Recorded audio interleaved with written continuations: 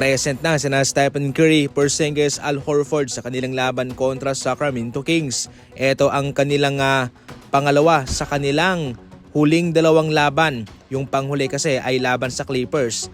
So far mga idol, present dito ng Warriors ang kanilang mga star player para masubukan ang chemistry at connection nito sa totoong laban mismo, considering na medyo matagal na nawala si Stephen Curry.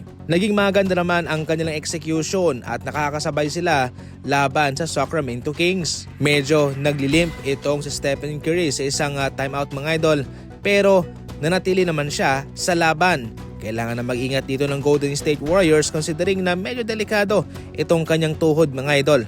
Pero okay ito at patuloy siyang naglaro. Sabayan lamang sila ng Sacramento Kings mga idol. Maganda yung kanilang opensa rito. Lahat ay nag-aambag, lahat ay nakakasabay. Sa mga huling minuto sa fourth quarter mga idol, ay nagkaroon dito ng mainit na scoring itong si Carter at bigo ang Warriors na mapigilan ito. Ito nagresulta sa kanyang 29 points laban sa Golden State Warriors. Ginawa ng Warriors ang lahat ng kanilang makakaya pero wala talaga. Hindi nila matalo itong Sacramento Kings mga idol. Sa huli, ang ating score 118-124 in favor of Sacramento Kings. Umapoy si AJ Green sa kanilang laban kontra Brooklyn Nets mga idol. Lumiliyab ang kanyang mga kamay. Nakapukol siya ng 11 3-pointer at nakascore ng 35 points at meron pang 5 rebounds. Ang inabot dito ay nagawa niya ang franchise record 11 3-pointers para sa Milwaukee Bucks. Kanilang tinalo ang Brooklyn Nets sa score na 125-108.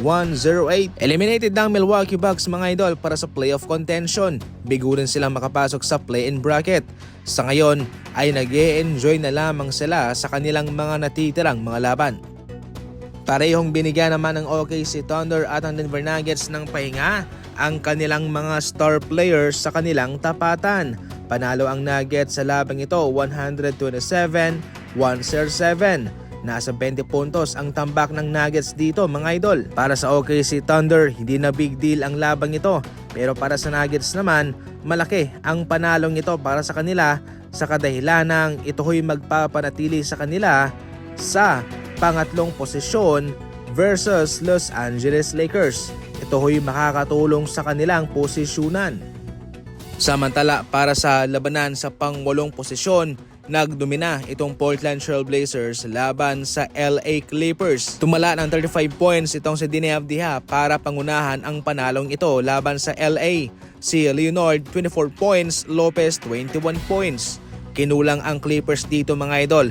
Medyo malaki rin kasi ang kalamangan ng Portland Trail Blazers. 116-97 ang final score.